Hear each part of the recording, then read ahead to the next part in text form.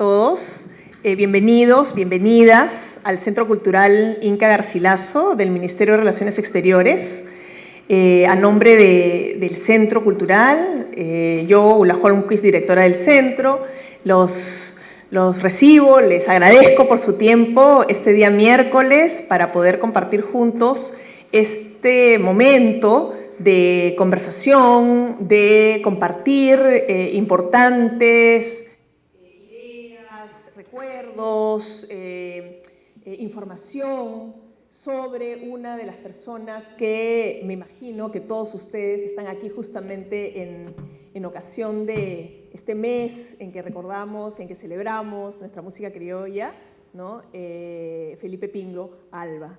Y qué mejor que hacerlo con personas que dentro de su diversa actividad cultural, periodística, musical, están dándose un importante tiempo de compartir con nosotros este momento para conocer, aprender, disfrutar de mayor información sobre este personaje y además para gozar en algún momento de esta velada de algunas de sus obras. Este evento, gracias pues a una gestión también de Celeste Acosta Román, a quien hay que agradecer porque como miembro del Centro Social Musical Felipe Pingo Alba y además promotora y ha estado detrás del expediente para poder trabajar la declaratoria, ¿no? Como patrimonio cultural de toda la obra de Felipe Pingo, pero que no se queda ahí, sino que justamente se extiende esta importancia a estos espacios públicos, ¿no?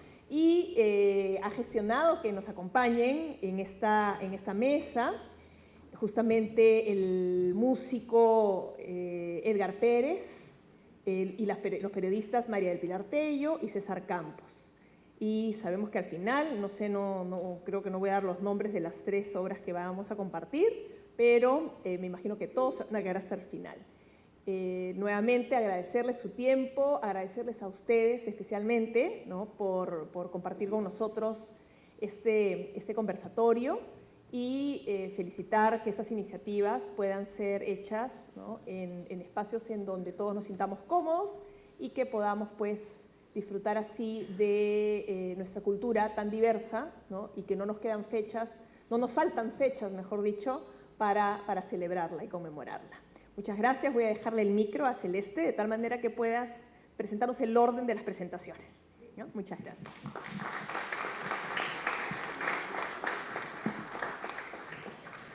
Muy buenas noches, muchísimas gracias a Ulla por estar el día de hoy, por permitirnos estar aquí para conmemorar al más grande de los autores, como es el maestro Felipe Pingo Alba. Son 83 años desde la fundación de este Centro Social Musical Felipe Pingo Alba, que se hace de la esquina a esquina de los pocos amigos que tenía en vida el maestro. Y bueno, son 75 años de la creación del Día de la Canción Criolla. Entonces, en este marco, permítanme darle la bienvenida y también agradecer la gentileza que han tenido nuestros participantes el día de hoy. Los 3 son abogados por si acaso llegue la DAIC, así que estamos muy bien consolidados aquí. Vamos a empezar entonces con la presencia de César Campos. Él es directivo del Centro Social Musical Felipe Pingo Alba, no solamente en esta temporada, sino desde muchísimos años antes con el Paz Presidente, o como dice Lucia Vilés por ahí, con el patriarca de los pinglistas, como es el señor Julio Pizarro Flores. Luego también fue parte de la directiva con el maestro Manuel Acosta Ojeda y bueno, pues tiene muchísimo por contarnos. César Campos.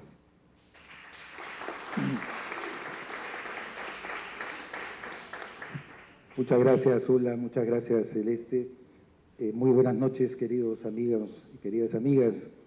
Un honor de verdad estar en esta mesa, acompañado no solamente de queridos amigos con los cuales compartimos permanentemente el culto a la música criolla.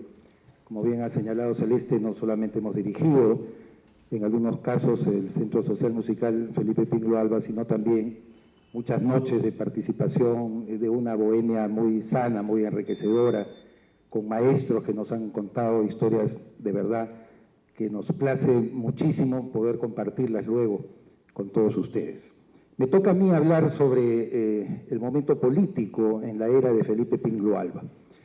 Y yo inicio mi disertación sobre esta parte mencionando que habría que enfocar el momento político no solamente en términos parroquiales, en términos de nuestro país, sino también un momento universal.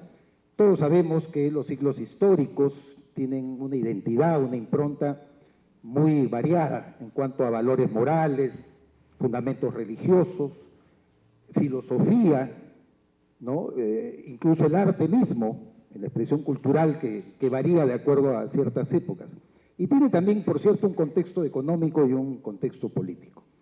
Felipe Pingló Alba, nacido en 1899, le cupo de alguna manera vivir una era muy interesante, un momento y una circunstancia no solamente peruana, repito, sino mundial.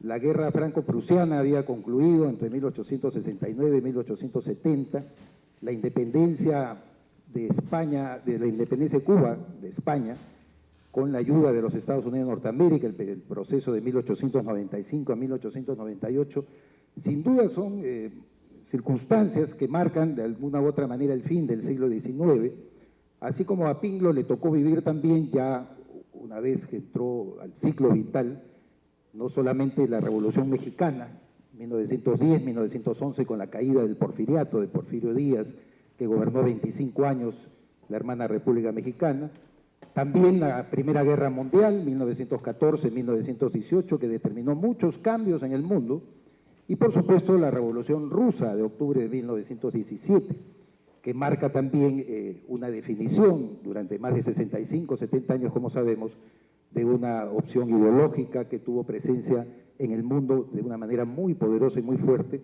y que determinó también las opciones del pensamiento social peruano en diferentes líneas. De tal manera que por eso digo que Pingló le cupo vivir una etapa muy, muy interesante. Pero además, ya hablando justamente de lo peruano y lo parroquial, hay que mencionar que Felipe Pingló nace 16 años después de firmado el Tratado de Ancón, el hecho traumático más grande que ha tenido la República Peruana, como fue la guerra con Chile. Precedió precisamente al nacimiento de Felipe Pingló, un siglo antes, este caos que se suscitó entre los caudillos, que una vez que Chile llega a nuestro país y llega a ocupar Lima y se va hacia el norte, se va hacia la sierra, un caos tremendo en el orden político porque el gobernante Nicolás de Piérola, que se había hecho dictador al darle un golpe de Estado al general Lapuerta, que era el vicepresidente Mariano Ignacio Prado, que a su vez había huido una vez que se desató la guerra, nuestro excongresista Víctor Andrés García de la Unbe ha escrito un libro que yo se lo recomiendo mucho llamado El Expediente Prado, que es verdaderamente un ajuste de cuentas histórico con lo que Mariano Ignacio Prado hizo por nuestro país o en contra de nuestro país.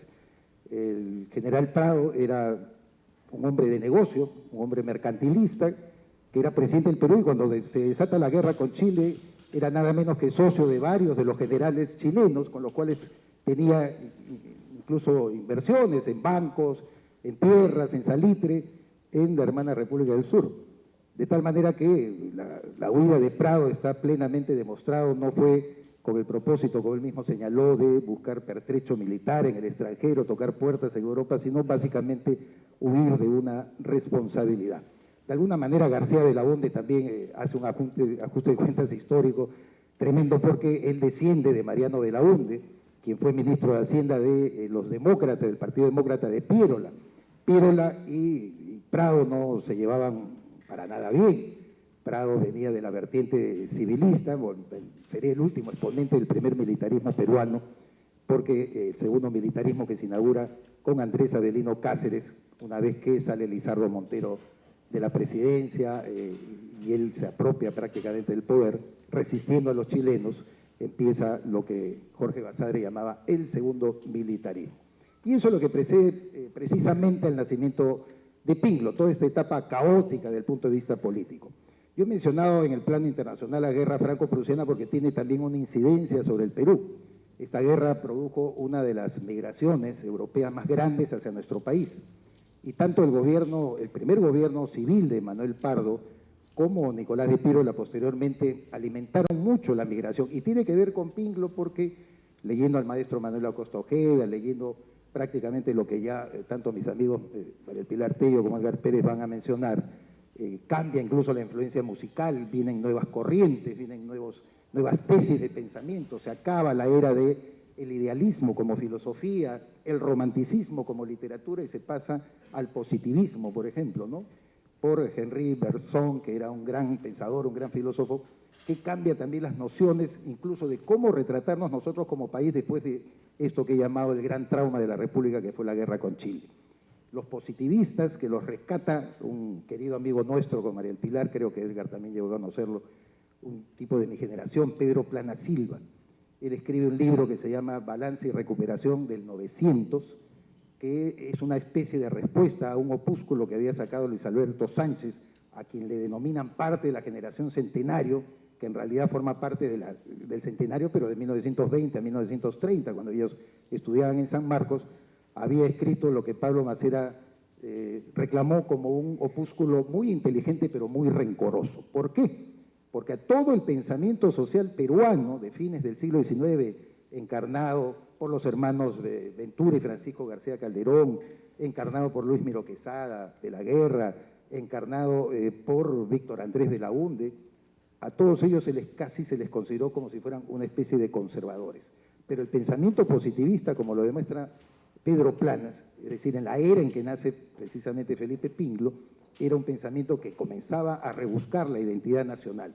Y como no, Paisajes Peruanos, este famoso libro de José de la Riva Agüero y Osma, quien luego se vuelve conservador tras vivir 10 años en Europa y regresa con una impronta demasiado, incluso hispanista, rescata un título de Marqués de Montealegre y Aulestia, en fin, sin embargo era un hombre que había visto el drama del indio, igual como en el caso de la realidad nacional, ¿no es cierto?, de Víctor Andrés Belaúnde.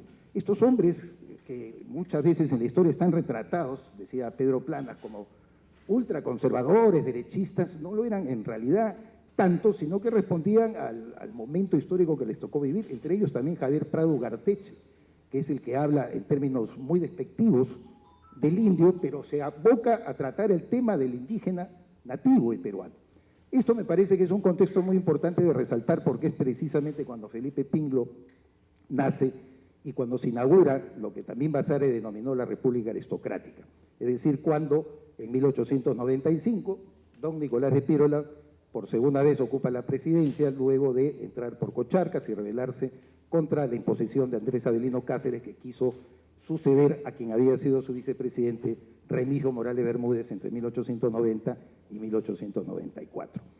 Entonces, la República Aristocrática, que fue denominada así porque era la élite burguesa peruana la que gobernó durante todo un largo periodo, pero que al mismo tiempo, por ser posterior a la guerra, le dio un proceso de estabilidad tanto política como económica a nuestro país y produjo un milagro para la época, la alianza entre el Partido Civil de Manuel Pardo y el Partido Demócrata de Pirola.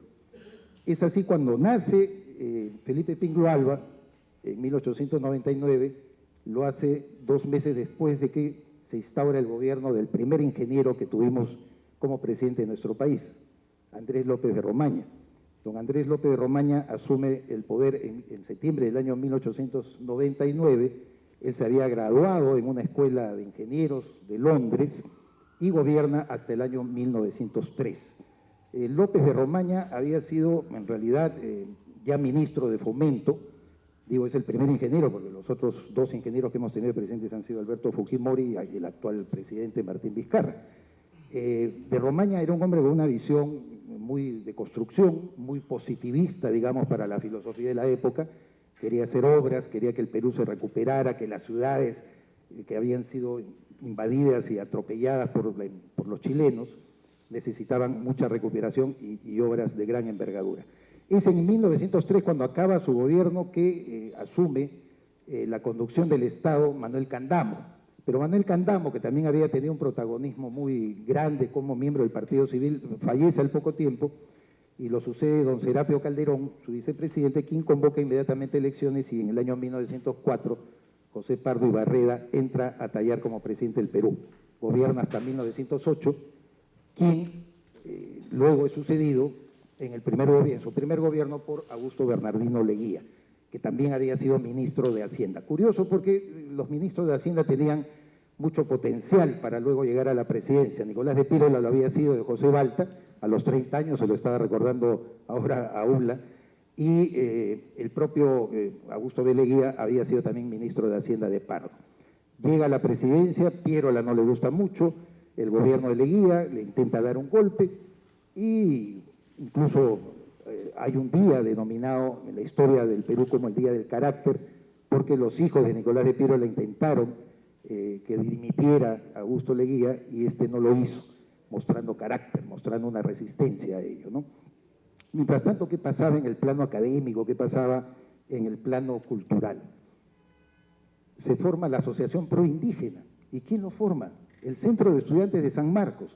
¿Integrados por quién? Por Víctor Andrés Belaunde, por José de la Riva Agüero, por Pedro Zulen, que era un científico, una persona muy conocida, que está bastante ligado a todo el proceso de identificación científica de nuestro país en esta etapa germinal.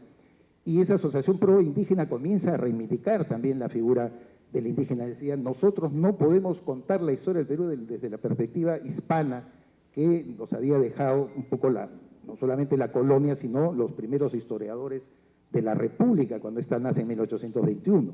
Decían, nosotros no podemos desconocer la existencia del indio, se le llamaba así, como una forma nominativa.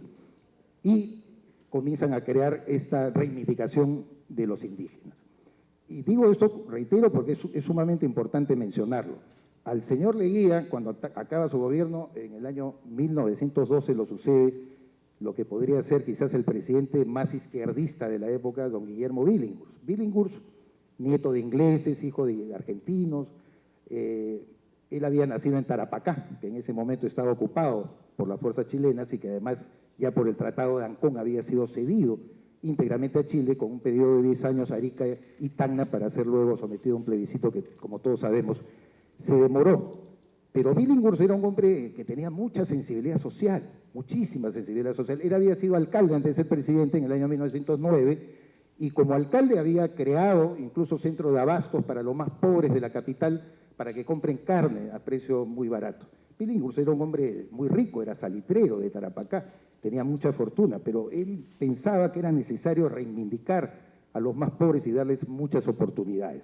Así lo hizo como alcalde de Lima con una serie de obras y así lo hizo también cuando inició su condición de presidente de la República, lamentablemente con un Congreso muy hostil. En esa época no se elegía al presidente al lado del Congreso como lo hacemos ahora. Había un sistema antiguo que era la renovación por tercios.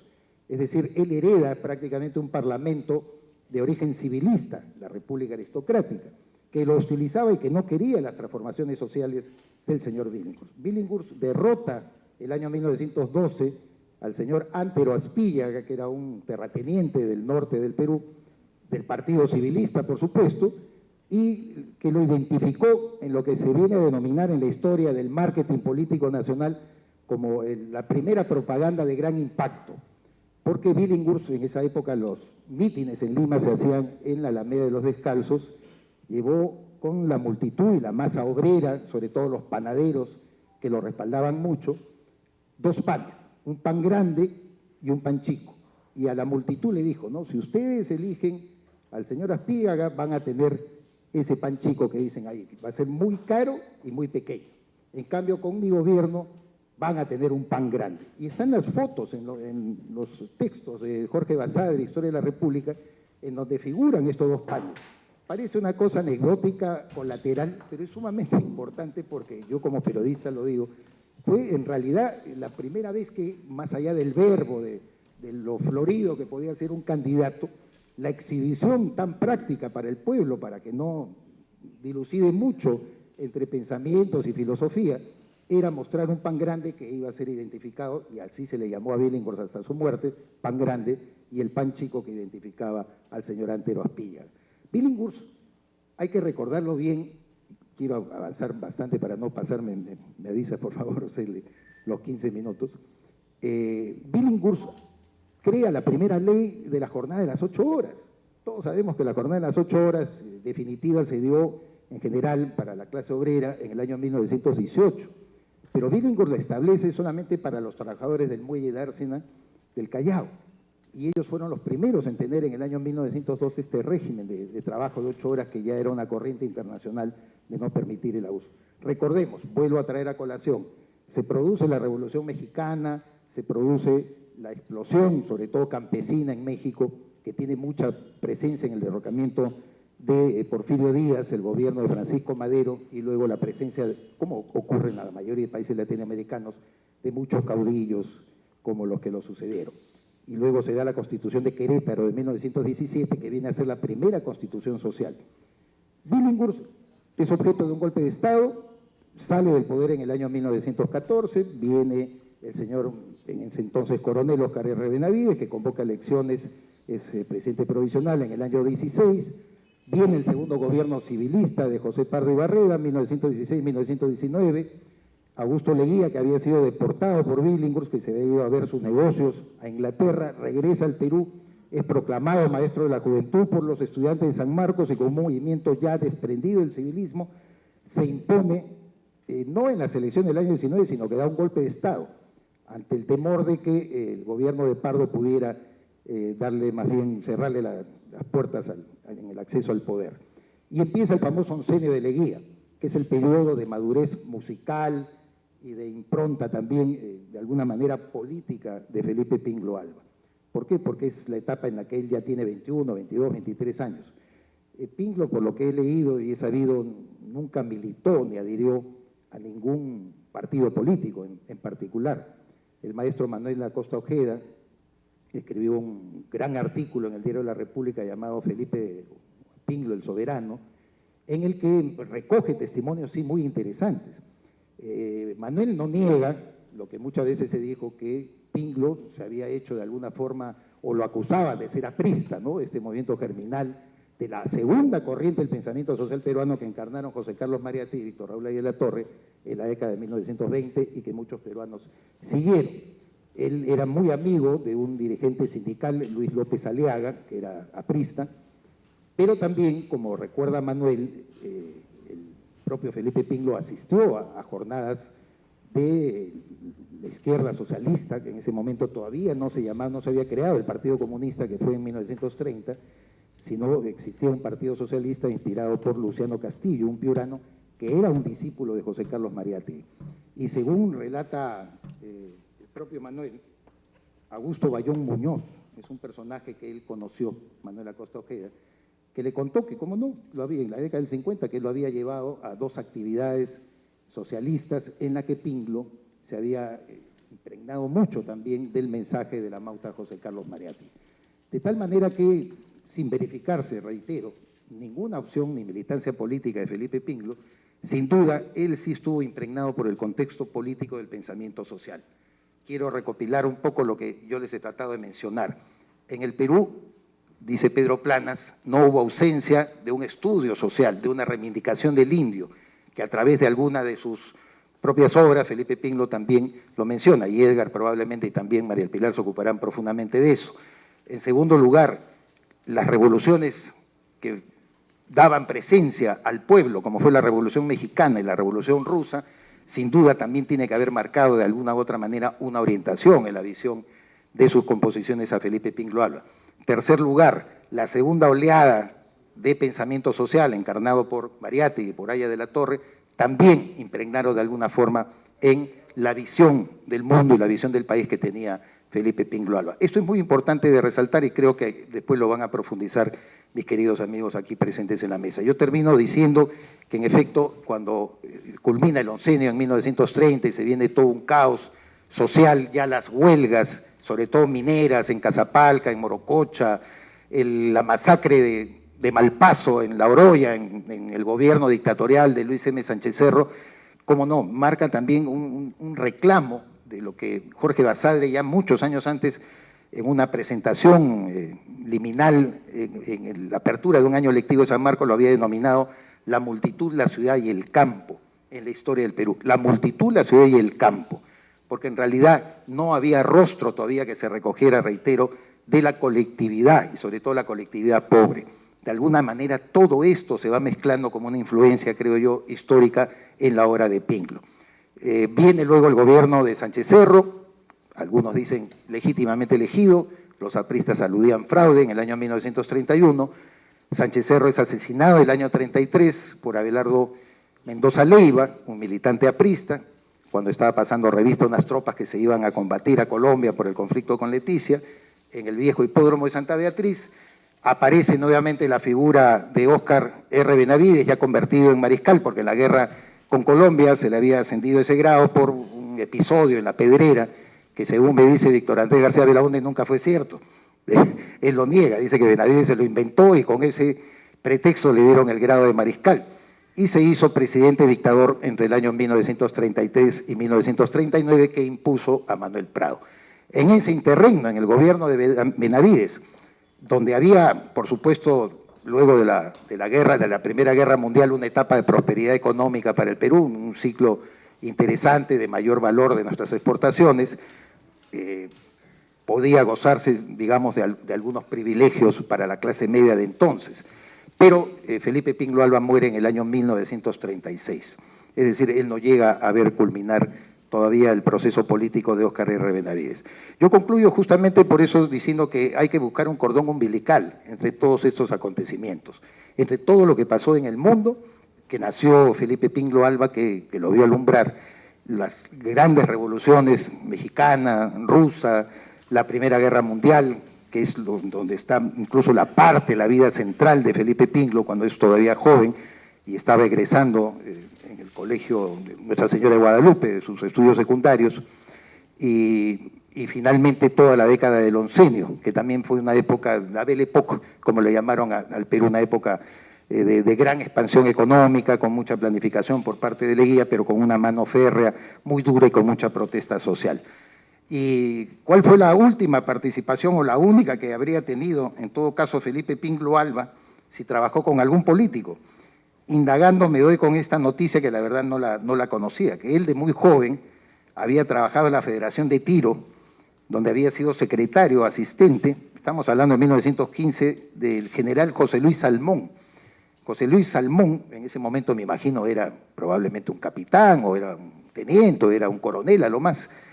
Luego se convertiría en ministro de guerra, y el último ministro de guerra del último gabinete que tuvo Augusto Bernardino Leguía en el año 1929. Se dice que Salmón lo quería mucho, lo apreciaba muchísimo al joven Pinglo en 1915 y lo consideraba su brazo derecho.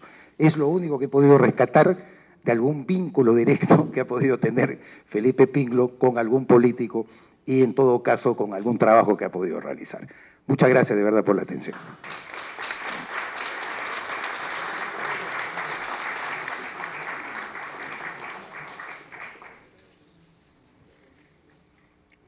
César Campos, pues en este pequeño resumen que ha hecho el señor, qué memoria del contexto político que se vivía en la época que le correspondió vivir al maestro Felipe Pinglo Alba. Ahora vamos a escuchar las palabras de la doctora María del Pilar Tello.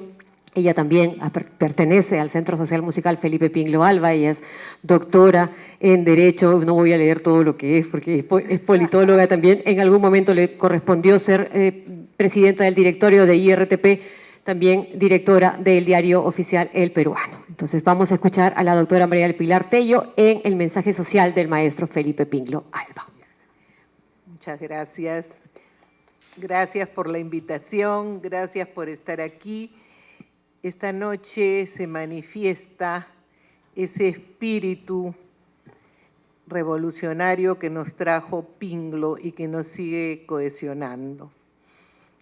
Felipe Pinglo se ha convertido en un gran símbolo, tan grande como para hacer que esta sala se llene esta noche y con lo difícil que es venir al centro, todos estemos aquí para escuchar reminiscencias, recuerdos, referencias. Y quiero felicitar a César Campos por esa extraordinaria intervención histórica y política que nos ha colocado realmente en el contexto en que don Julio Felipe Federico Pinglo Alva vivió, sintió y revolucionó la canción y la música del Perú. No siendo un músico, fue un revolucionario de la música. Importantísimo saber en qué momento vivió Pinglo, y ya lo hemos escuchado de parte de César Campos, que nos ha hecho todo un recorrido de gobernantes, ideólogos. Pero Felipe Pinglo nace en los últimos meses del siglo XIX, y el siglo XIX fue un siglo liberal. Después de que en el siglo XVIII habían habido las revoluciones norteamericana y francesa, y que surge el liberalismo como una ideología individualista y en lo económico capitalista a partir de la ganancia. En el siglo XIX, que es un siglo típicamente liberal, en el que se defendía la propiedad privada, sobre todo para hacer posible ese capitalismo que acumulaba dinero a partir de la ganancia. En las últimas décadas del siglo XIX surge el pensamiento socialista, el pensamiento social como un contraste. ¿Por qué? Porque el liberalismo, habiendo llegado la revolución industrial y habiendo pasado de los pequeños gremios que producían a las grandes fábricas, en donde se explotaba a la gente y en donde no existía jornada laboral y trabajaban en las fábricas mujeres, hombres, niños, ancianos, en jornadas larguísimas en las que realmente se concretaba la explotación contra la cual los socialistas insurgieron. En la década de 1830 a 1840 surge el socialismo como una respuesta a los excesos del liberalismo. Y es ese siglo XIX que fue liberal el que dio paso a un siglo social que fue el siglo XX, que se considera un siglo en el que la ideología colectivista prendió, mientras el siglo XIX fue el de la ideología liberal individualista. Y se dice que el siglo XX es un siglo corto porque comienza en el 17 con la Revolución Rusa y termina en el 89 con la caída del muro de Berlín, y comienza nuevamente el liberalismo nuevo bajo el nombre del neoliberalismo. Sin embargo, nuestro querido Felipe Pinglo, ubicado en este momento de cambio mundial en el que la sensibilidad social se hace carne, sobre todo en los explotados del capitalismo, en la gente que tenía mayor pobreza y menos oportunidades, encuentran en Pinglo un símbolo. Él fue verdaderamente un gran revolucionario peruano, no ideologizado, no de política partidaria, seguramente sí de simpatías sociales, pero armado poderosamente de una enorme sensibilidad social, investido de un espíritu poético que se hizo canción y asumió valientemente la misión de extender un mensaje de rechazo a la desigualdad, de rechazo a la pobreza, de proclama de la igualdad y de los derechos que todo ser humano ha venido conquistando. El derecho a la vida, el derecho a la dignidad, que son la base de los ordenamientos jurídicos actuales occidentales, y nuestro país está insertado en eso. Y hay gobiernos en que no quieren reconocer ni el derecho a la vida ni el derecho a la dignidad. Y hemos tenido hace poco el suicidio de Alan García, que justamente quiso reivindicar su dignidad y sacrificó su derecho a la vida por eso. la poesía hecha canción, el mensaje que ingresó en el corazón de todos sus paisanos, de todos sus coetáneos. Un mensaje, como decía, contra la desigualdad social que se gestó bellamente, musicalmente, y que marcó con su imaginación y su talento un antes y un después en la canción criolla peruana. El que hoy estemos reunidos en este centro cultural es una manifestación de la duración de este mensaje, de la permanencia de ese mensaje en nuestros corazones, porque cada vez que nosotros escuchamos una canción de Pinglo, renace un espíritu de esperanza, en un momento en que la crisis de valores se profundiza en nuestro país. Él sigue significando una luz al final del túnel, porque representa valores sociales, valores ligados al pueblo, valores ligados a la familia, al amor. La canción de Felipe Pinglo puede ser muy poética, pero es también muy desgarradora y nos lleva a cuestionar el sistema político y económico que margina a cientos de miles que viven la pobreza y que han pasado tantos años y seguimos siendo el continente más desigual del mundo y el Perú uno de los países más desiguales, con menos salud y con menos educación. Lamentablemente, él nos dejó muy pronto, tuvo una vida muy corta y sin embargo fue tan fructífera que no podemos creer que en poco más de 3 décadas él sí nos dejara esa impronta espiritual que hasta ahora nos llena de alegría, nos llena de vehemencia y de esperanza por un país y una sociedad mejor. Como decía, Pinglo nació en Lima 6 meses antes de que finalizara el siglo XIX y su espíritu estuvo marcado por lo que sería esa ideología del siglo XX, la ideología social. Falleció tempranamente, pero permanece. Ha quedado con nosotros como ese bardo inmortal, el más destacado músico peruano y uno de los máximos exponentes de la música criolla.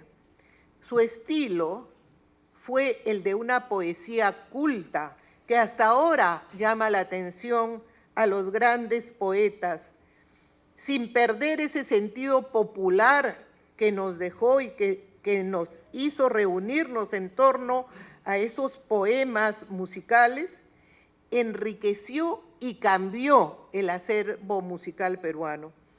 Su vals emblemático, que es el plebeyo, es conocido en todos los países de América Latina, aunque según Gonzalo Rose, su mejor vals y el más poético es Celos.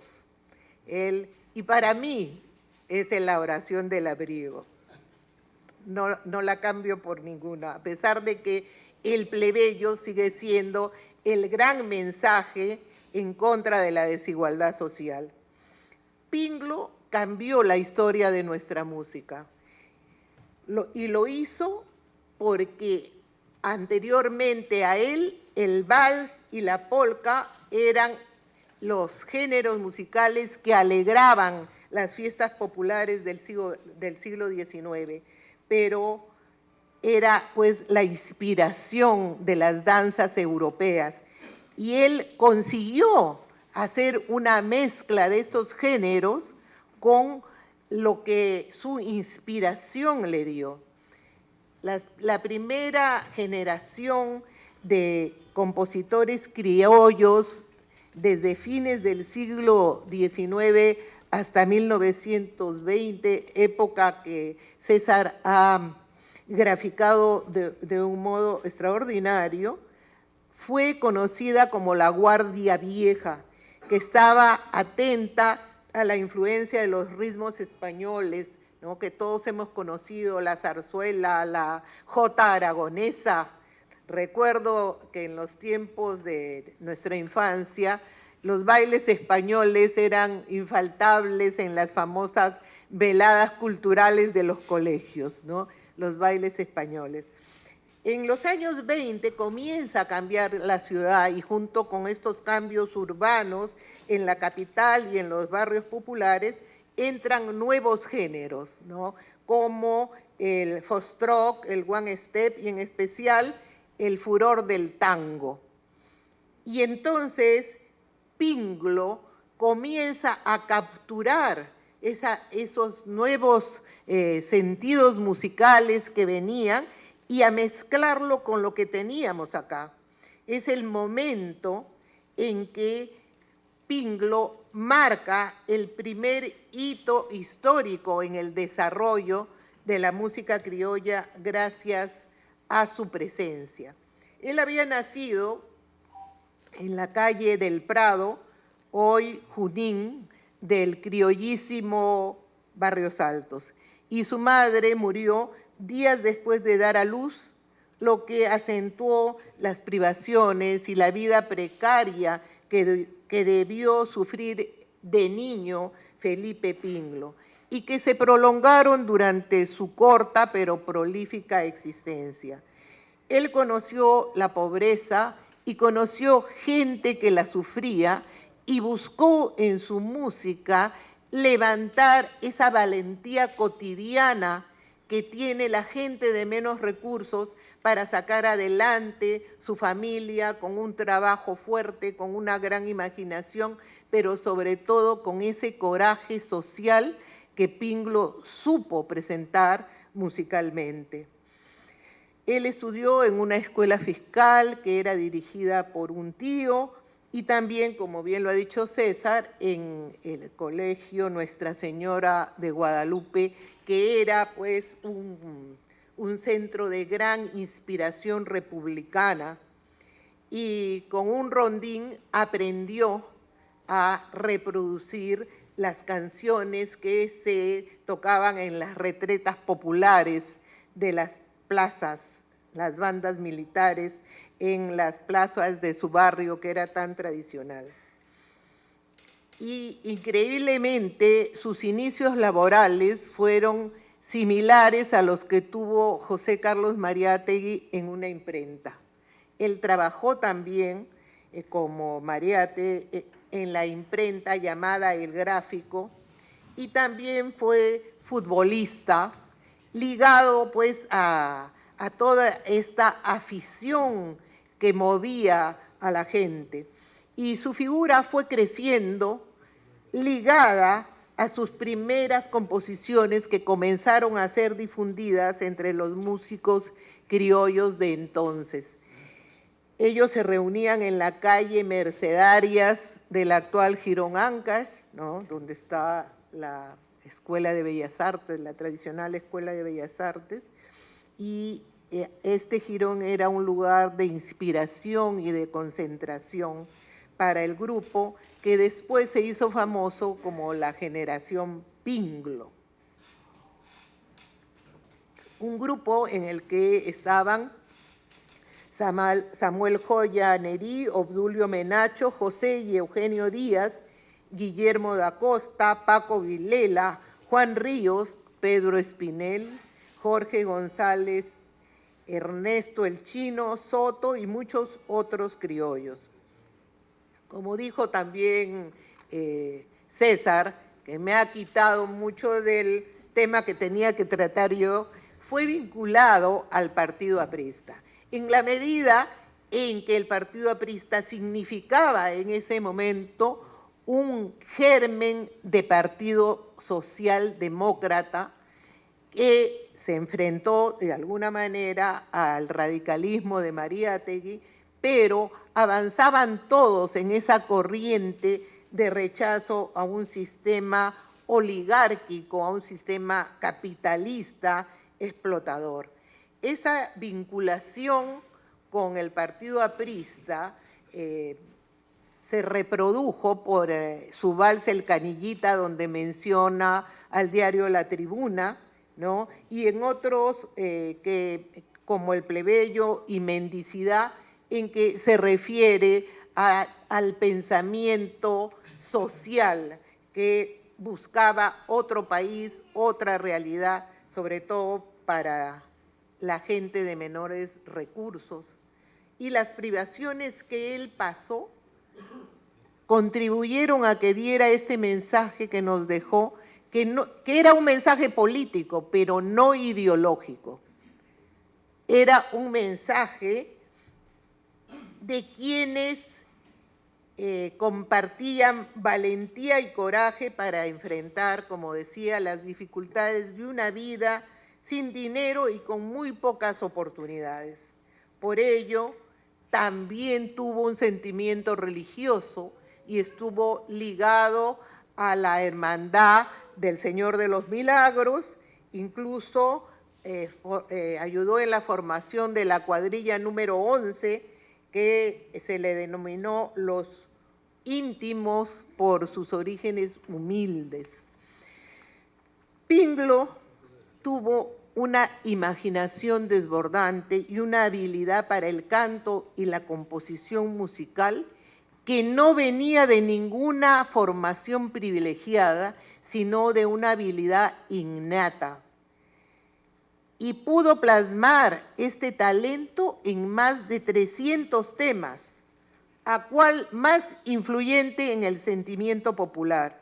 Y esto le labró gran simpatía y aprecio, y muchas de sus composiciones han sido consideradas autobiográficas, ¿no? Melancólicas, bohemias, pero respondían a las angustias de la vida que él vivió y que vio vivir. Como digo, él desapareció a los 36 años de edad y ha quedado esta impronta desde Pedro Espinel, que era uno de sus mejores amigos, que fundó el primer club musical criollo Felipe Pinglo Alba. El Plebeyo, que es su vals de mayor popularidad, se dice que fue autobiográfico, que él se enamoró de la hija de un empresario italiano, una chica Giannina de 17 años que fue enviada a Italia para cortar el romance porque ella también estaba enamorada de él. No se puede comprobar, pero el sentimiento es tan grande sobre Luis Enrique el Plebeyo que fácilmente podríamos considerar que son sentimientos propios. El Plebeyo se ha convertido en un himno social contra la discriminación, porque Luis Enrique, el personaje principal, era el plebeyo que amaba a un aristócrata, pero su amor, a pesar de ser correspondido, era rechazado por la sociedad. El vals en Pinglo no es ni frívolo ni inexpresivo. Es un vals que adquiere personalidad, con clara intención, mensaje de rebeldía, profundo en su melodía y esencialmente mensajero de honda emoción social. Ningún peruano puede dejar de mencionar a Felipe Pinglo con admiración y respeto, pero su significado histórico aún está en pleno crecimiento. Después de su muerte, la radio y después la televisión han difundido su obra y ha salido de ese cerrado círculo en la que comenzó, pero su significación tiene un recorrido que va más allá del ambiente peruano o del círculo peruano o de nosotros que somos sus admiradores rendidos. América Latina en algún momento y el mundo le rendirán el homenaje que merece. La doctora María del Pilar Tello en el tema El mensaje social en la obra del maestro Felipe Pinglo Alba, una obra que ha sido repetida y sobre todo enmarcada por la doctora María del Pilar es justamente el plebeyo, que ha servido como base también para la última película que se ha hecho sobre la Revolución y la Tierra, que ahorita está en vigencia. Vamos a escuchar al doctor Edgar Pérez Eizaguirre, que hoy le corresponde también hablarnos sobre la musicalidad en la obra del maestro Felipe Pingló Alva, y que hoy su cargo es el más importante porque es el presidente de la asociación. Buenas noches. Ante todo, muchas gracias por su presencia, por su interés en el tema que nos reúne esta noche. Quiero comenzar saludando la presencia de 4 lindas chicas. Flor de María, Azucena, Marita y María Teresa, compañeras de la Facultad de Derecho de la PUC, aquí presentes. También quiero saludar la presencia de todos los pinglistas y todos los estudiosos de la obra, de la vida y de la obra de Felipe Pingló. Veo entre el público a don Elías Arana, autor de un importante libro de necesaria consulta cuando se trata de estudiar la vida del bardo. Buenas noches. El aspecto que quiero tocar está referido a la musicalidad en la obra de Felipe Pingló. Pero hay de entrada hay un primer problema. Las canciones están compuestas siempre por letra y música. Por lo tanto, referirse solamente al aspecto musical es referirse parcialmente a la obra de Pingló. Sin embargo, este aspecto no por eso es menos importante que las letras a las que ya se han referido los expositores que me han antecedido. Es el aspecto quizás menos estudiado, el más descuidado, y sobre el que se han dicho, quizás sin mala intención, algunas inexactitudes que en algunos casos voy a tratar de aclarar. La motivación que me llevó a mí a interesarme especialmente en la obra de Felipe Pingló parte de las lecturas que hice de los textos del maestro Manuel Acosta Ojeda, quien desde hace mucho pregonaba lo importante que era la obra de Pingló para la música peruana, para la cultura peruana y latinoamericana. De todo lo que se ha investigado, mayormente ha incidido en aspectos de su biografía. Sin embargo, tampoco se ha logrado llenar todos los vacíos que existen hasta ahora. Se ha hablado mucho de sus letras, incluso hay críticas muy severas, a través de los años se han dado críticas severas. Sin embargo, yo creo que este es un camino en el que todos los que amamos la música peruana tenemos que seguir bregando. Quiero tocar un primer tema, el de la formación musical de Pingló. Felipe Pingló, nacido en 1899, nunca aprendió a leer ni a escribir música. No estudió armonía ni composición en el conservatorio, ni tuvo profesores particulares. Sin embargo, durante su corta vida, vivió solo 36 años. Y en este tiempo llegó a adquirir un dominio tan grande del arte de la composición de música popular que uno de sus valses, la oración de Labriego, dejó deslumbrado al famoso músico español Andrés Segovia, considerado en su tiempo el mejor guitarrista del mundo. ¿Cómo se explica esto? Veamos. Se cuenta que, siendo muy joven, Pingló gustaba de ir a escuchar los ensayos de las estudiantinas de su barrio, cuyas melodías era capaz de reproducir inmediatamente en el rondín con sorprendente exactitud, lo que revela tempranamente una memoria musical fuera de lo común. El compositor Víctor Correa Márquez, que era 4 años mayor que Pingló e integraba la estudiantina llamada La Rondalla, declaró en 1984: «Conocí a Felipe en 1913 en casa de los González en los barrios altos. Con su rondín tocaba de todo. Desde el comienzo se pegó a mí porque yo hacía más bien música criolla, valses, polcas, y ya era conocido y querido por estas virtudes. Yo no he sido su maestro. Felipe aprendió de mí el cariño por lo criollo. La estudiantina, ese conjunto popular originario de España conformado por instrumentos de cuerda, bandurrias, laúdes y guitarras, desapareció en Lima en la década de 1920. Dentro del repertorio de las estudiantinas habían arreglos instrumentales de fragmentos de operetas y de zarzuelas, y por supuesto, piezas alegres y bailables como mazurcas, galopas, cuadrillas y jotas. Al respecto, César Santa Cruz ha puntualizado que la estudiantina, como máxima expresión de la vida musical popular criolla de las primeras décadas del siglo XX, recoge y difunde estilos y aires de diversos países americanos y europeos.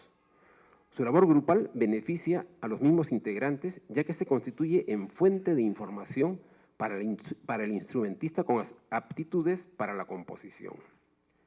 En 1914, Pinglo huyó de su casa, donde vivía con sus tías Ventura y Gregoria Pinglo Meneses, y fue acogido por Víctor Correa, con quien vivió una temporada durante la cual presenció los constantes ensayos de la rondalla. En el libro Felipe de los Pobres, Manuel Acosta Ojeda relata que Víctor Correa contaba que Pinglo era un jovencito muy extraño y que no lo entendía porque después de haber sido capaz de repetir en su rondín las melodías exactamente como las habían tocado los músicos en el ensayo, al día siguiente ya se había olvidado de lo aprendido y tocaba otra cosa parecida al original, pero diferente. Manuel Acosta Ojeda, poseedor de una sólida cultura musical, se dio cuenta de inmediato de que, cito a Manuel, Víctor no podía entender que Felipe no quería repetir lo que había escuchado. El creador que tenía dentro de sí lo obligaba a hacer lo que se conoce como variaciones de un tema. Cierro la cita. Y es que después de haber escuchado reiteradamente esas melodías, la fuerza creativa del cerebro de Pinglo empezaba en forma automática a generar variaciones rítmicas y variaciones melódicas. Las variaciones rítmicas consisten en el desplazamiento del motivo a través de la introducción de silencios, donde hay un silencio de corchea, podemos poner un silencio de negra, ¿no? Y sin cambiar los valores de las notas. O también la variación rítmica puede consistir en la disminución o en el aumento total o parcial de sus valores. Y las variaciones melódicas, que consisten en la inversión de la dirección de la melodía. Si era una melodía ascendente, una variación melódica es hacerla descendente. Estoy hablando en términos muy simplificados, ¿no? O en la ampliación o disminución de las distancias de los intervalos. Si el intervalo de una nota a otra había una distancia de una tercera, se puede ampliar a que sea un intervalo de quinta o disminuirlo a un intervalo de segunda. Esas son las llamadas variaciones melódicas. Ay, que toquen otro valsecito, otro vals. Yo quiero bailar. Me encanta el arte del vertico. Jesucita, cántate un vals. Ay, sí, un vals.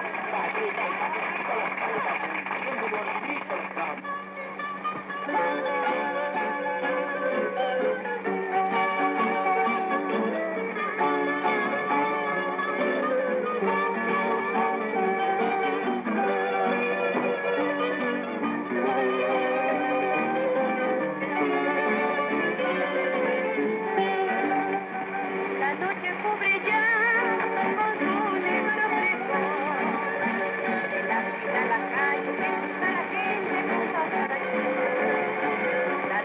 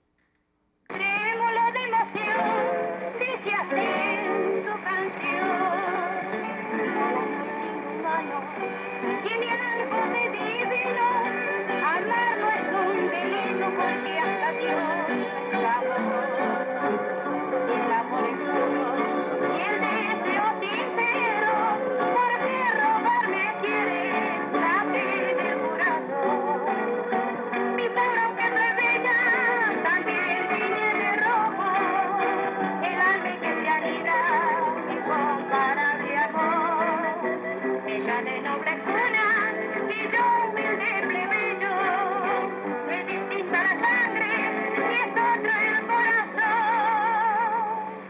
Señor, porque los seres no son igual.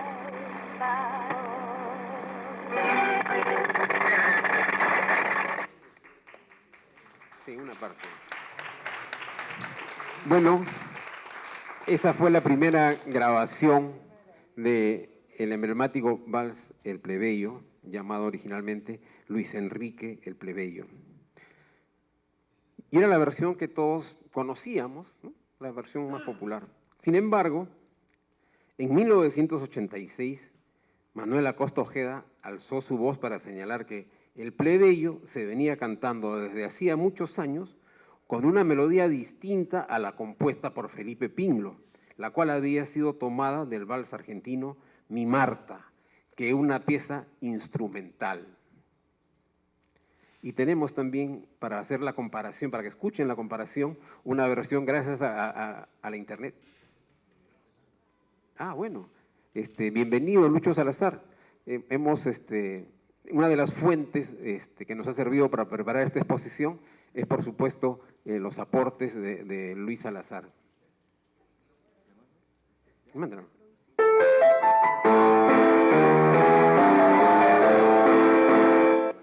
No, es la otra.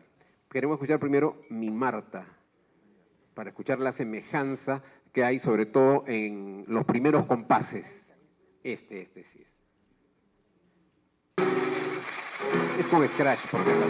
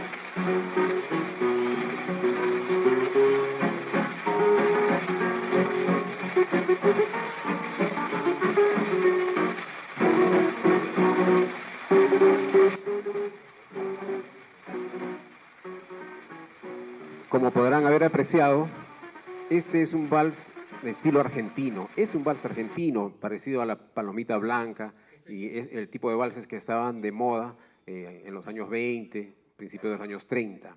No es El Plebeyo, es una pieza instrumental, una pieza para guitarra. Entonces, cuando, gracias a los aportes de los investigadores, muchos de los cuales están aquí presentes, se van descubriendo estas cosas, entonces nos damos cuenta que nos falta mucho por investigar acerca de la obra del maestro Felipe Pinglo. Bueno. ¿Qué año es? ¿Qué fecha? ¿Perdón? ¿Qué fecha?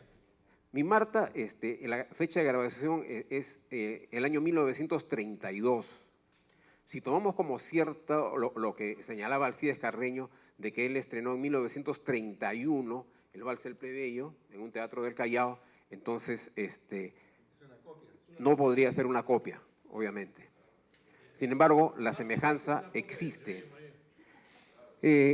30 años después del reclamo de Manuel Acosta Ojeda, Darío Mejía consiguió una copia de la partitura publicada por La Rosa Hermanos en 1935, que pertenece a la colección de Juan Guillermo Carpio Muñoz, en la que figura en la carátula música y letra Felipe Pinglo y Pedro Montalva, y en la que la melodía difiere de las grabaciones de Jesús Vázquez. Horror. En dicha partitura figura además la dedicatoria que le hace Pinglo a su amigo Guillermo da Costa, lo cual haría presumir que esta transcripción tendría el aval o el visto bueno de Felipe Pinglo. Pero recordemos que Pinglo no leía música. En el interín, en el año 2008, en el libro Manuel Acosta Ojeda, Arte y Sabiduría del Criollismo, aparecen transcritos los primeros compases de El Plebeyo, tal como lo habían cantado Alcides y Giordano Carreño el día del estreno, que difieren con lo grabado por Jesús Vázquez en 1938, principalmente en los primeros compases, ¿no? Y difiere también con lo transcrito en la partitura de Montalva de 1935 y con la melodía del Vals Mi Marta de 1932. Cuenta Mao que fue con unos amigos criollos a buscar a Alcides Carreño, que ya estaba muy viejito, y le hicieron la pregunta: ¿no te acuerdas que El Plebeyo comenzaba así? Y le tararearon. Y dice que Alcides Carreño se dio una palmada en la frente como quien se mata un zancudo y dijo: ah, verdad, así es que era, así era. ¿No? Entonces, hay todavía mucho por investigar, mucho por aclarar. Finalmente, hace un par de días, descubrí en internet un artículo de Rodrigo Sarmiento, fechado en agosto del 2018, en el que se da cuenta, además de lo ya reseñado, del descubrimiento de un manuscrito de Felipe Pinglo, en el que consta la letra del Plebeyo con los acordes correspondientes, con el cifrado de los acordes, los que difieren en varios fragmentos importantes con lo que se venía utilizando en el acompañamiento, lo que demostraría que la melodía transcrita para piano por Montalva en 1935 tampoco se ajustaba a la melodía original. En realidad, la partitura de Montalva es una transcripción para piano, es una adaptación para piano del Plebeyo, y por ejemplo, es curioso notar que en los 72 compases que tiene la pieza, para la mano derecha no hay ningún silencio, lo cual un cantante no podría estar 72 compases sin respirar, ¿no? Entonces, además, le introduce adornos, algunas apoyaturas breves para que se luzca el piano, y en algunos momentos le introduce unas notas adicionales como para llenar esos vacíos, digamos, en el piano, ¿no? Entonces, el estado de la cuestión es este. Y si eso ha sucedido con un vals tan emblemático, ¿qué pensar de los demás temas de Pinglo? El panorama es bastante desalentador. Sin ninguna duda, para estudiar adecuadamente la música de Pinglo, hay que emprender primero una labor de reconstrucción de sus melodías.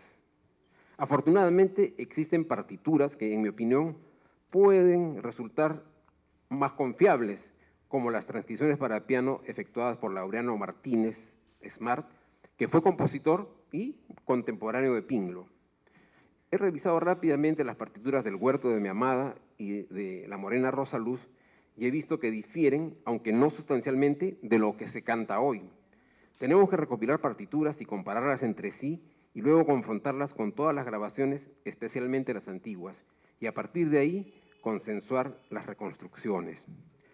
Quiero en este momento que escuchemos la transcripción que hizo Pedro Montalva en 1935 y que el maestro Luis Salazar se ha tomado el trabajo de verterla en un software musical y ha tenido la generosidad de colgarla en YouTube para que esté al alcance de todos los pinglistas. ¿Podemos colocar?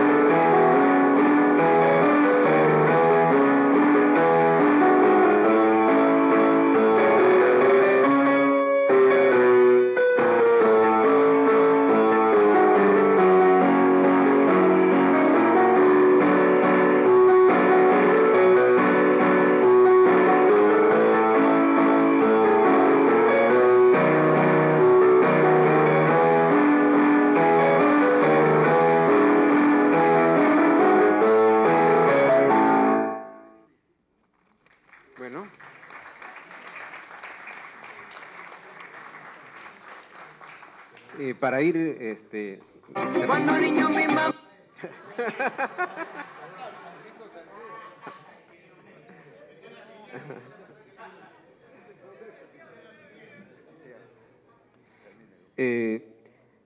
Para volver al tema de la música, el aporte musical de Pinglo, vamos a citar a José Antonio Llorens, que en 1983, en su libro Criollos y Andinos en Lima, describió el aporte musical de Pinglo de la siguiente forma.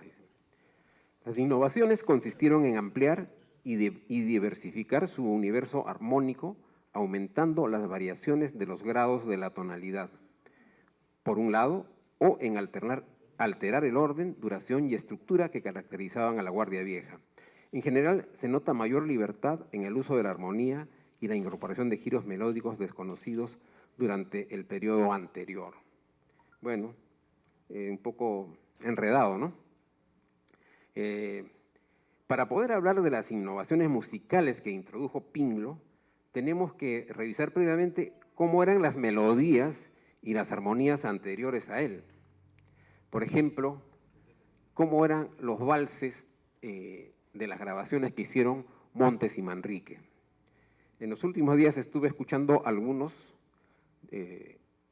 Encontré felizmente en YouTube un programa que hizo el maestro Luis Salazar junto con Mario Cerrón sobre los valses de Montes y Manrique, y entre comentario y comentario iban poniendo algunos temas, unos con scratch y otros sin scratch. Y me llamó la atención que el maestro Salazar comentaba que había personas que decían, no, ¿cómo le vas a quitar el scratch? Hay ese criterio. Yo decía, no, pues yo quiero escuchar limpia la canción, o más o menos limpia. Entonces, hay esas dos posiciones al respecto. Pero, bueno, escuchando estos temas, uno nota claramente que son etapas diferentes de la música peruana. Las melodías que cantan Montes y Manrique, algunas de ellas provienen de las canciones de las zarzuelas, y otras que son claramente muy parecidas a la jota, y en general, pero no hay una uniformidad, hay varias vertientes, ¿no? Por ejemplo, están valses interesantes como el vals Arica, también conocido como 7 de junio, que es un vals de la guerra con Chile que habla sobre la inmolación de Bolognesi en el Morro de Arica. Bueno, ese tema, curiosamente, hay un comentarista que dice una de las innovaciones de Pinglo fue introducir el uso del 5º grado del acorde dominante, ¿no? Que es una cuestión armónica. Pero en realidad, si uno escucha los discos de Montes y Manrique, y en ese programa escuché por lo menos de los 9 temas que pusieron, creo que había 4 que usaban ese mismo recurso. No era innovación, ¿eh? Bueno, tengo acá los nombres. En Roselvira, en el verso Reviviste en mi alma la pasión. En el vals Tus ojos, también conocido como Tus ojitos, en la parte Y yo sigo padeciendo por tu noble corazón. En Arica, en el verso Soldados no hay que temer. Y por supuesto, en el vals La palizada, que también grabaron Montes y Manrique, tanto en la primera parte en mayor como en la segunda parte en menor, se usa el quinto del quinto, ¿no? Y en Hortensia, ya vamos terminando. Yo creo que hay mucho que decir sobre Felipe Pinglo, pero creo que es importante de repente sintetizar su importancia, su vigencia, su trascendencia. Radica, por un lado, en el contenido de sus letras, ¿no? Porque Pinglo le canta, él, en mi opinión, no hacía valses autobiográficos como muchos han querido ver. Pinglo le canta a la condición humana. Manuel Acosta Ojeda decía que Pinglo le canta a la humanidad, no le canta al Perú, le canta a una patria más grande que es la humanidad. Y también decía que Pinglo, como hombre bien nacido, no podía permanecer indiferente ante el sufrimiento del prójimo. Y de ahí es que nacen sus valses Mendicidad, El Canillita, Pobre Obrerita, Jacobo Leñador, etcétera, ¿no? Entonces, por un lado está este aspecto. Por otro lado está la calidad de los versos de Pinglo. Pinglo, no obstante que nunca fue a la universidad, no estudió literatura, sin embargo, fue un lector, fue autodidacta. Se nota en las letras de sus valses que leyó a Darío, que leyó a Bécquer, que leyó a Juan de Dios Peza, a Federico Barreto, Chocán, bueno, muchos. Se nota que era un poeta, un compositor y un autor leído, y eso se refleja. Y él trata de verter toda esa riqueza, ese bagaje cultural en sus valses. Por supuesto que no lo podemos medir con la misma vara que a los poetas cultos, ¿no? Por ahí han dicho, bueno, pero sus versos romanticoides, sí, pero hay que tener en cuenta que se trata de un poeta popular, ¿no?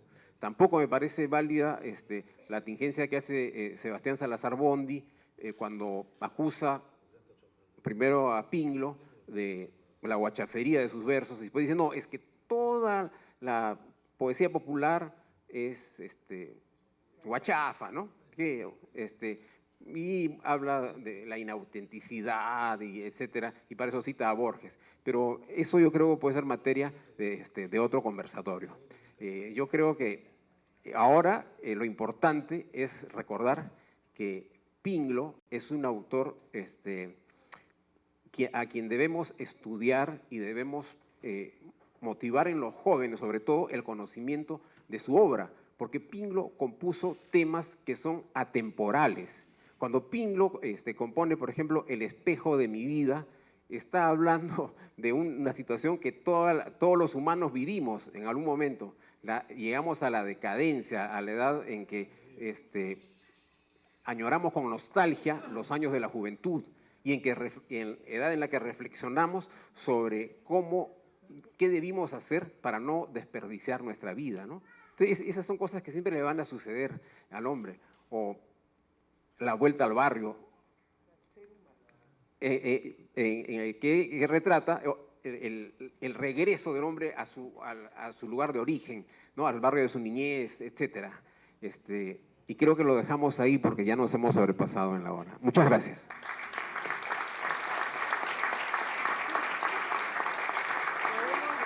El doctor Edgar Pérez en su exposición sobre la musicalidad de la obra del maestro Felipe Pinglo Alba. ¿Vamos a cantar?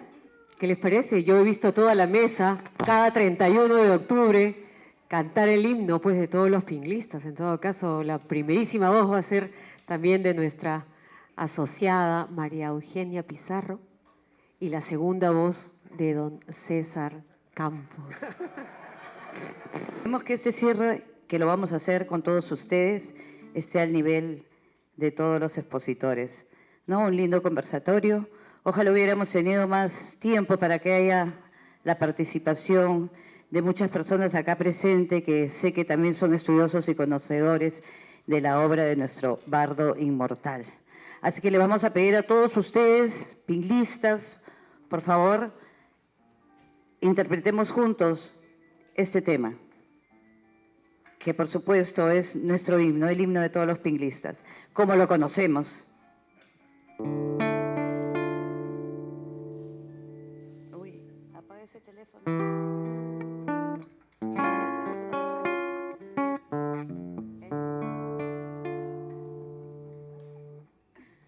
Bueno, la noche cubre ya con su negro crespón de la ciudad las calles que cruza la gente con pausa de acción. La luz artificial con débil proyección propicia la penumbra que esconde en sus sombras venganza y traición. Después de laborar, vuelve a su humilde hogar Luis Enrique el plebeyo, el hijo del pueblo, el hombre que supo amar y que sufriendo está esta infamante ley de amar un aristócrata siendo un plebeyo él, y que sufriendo está esta infamante ley de amar un aristócrata siendo un plebeyo él. Trémulo de emoción, dice así en su canción, eso sí lo sabemos todos. ¿Y qué dice? El amor siendo humano tiene algo de divino, amar no es un delito porque hasta Dios amó. Y si el cariño es puro y el deseo es sincero, ¿por qué robarme quieren la fe del corazón? Mi sangre, aunque plebeya, también tiñe de rojo el alma en que se anida mi incomparable amor. Ella de noble cuna y yo humilde plebeyo, no es distinta la sangre ni es otro el corazón, Señor, porque los seres no son de igual valor.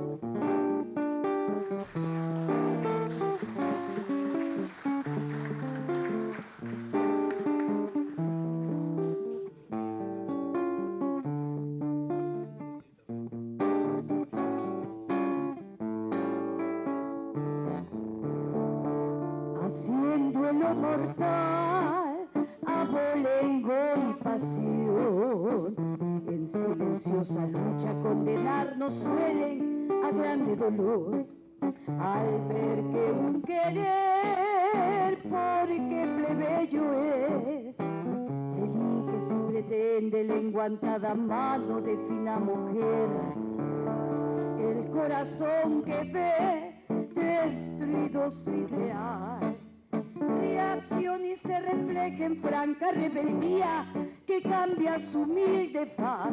El plebeyo de ayer es el rebelde de hoy que por doquier pregona la igualdad en el amor.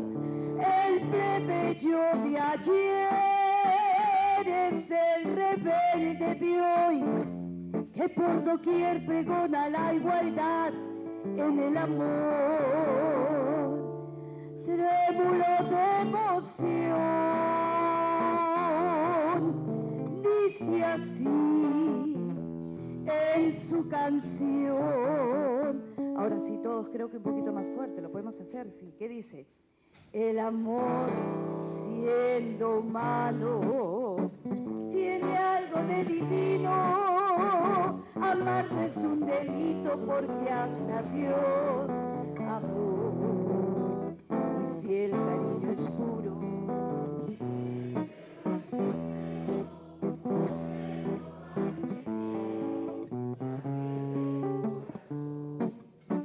mi sangre, aunque plebeya, también tiñe de rojo el alma en que se anida mi incomparable amor. Ella de noble cuna y yo humilde plebeyo, no es distinta la sangre ni es otro el corazón, Señor.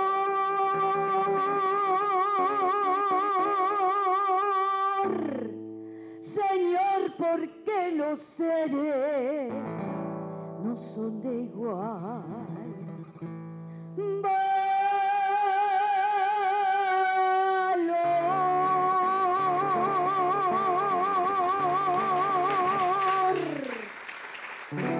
Muchísimas gracias. Muchas gracias por su presencia. Muchas gracias.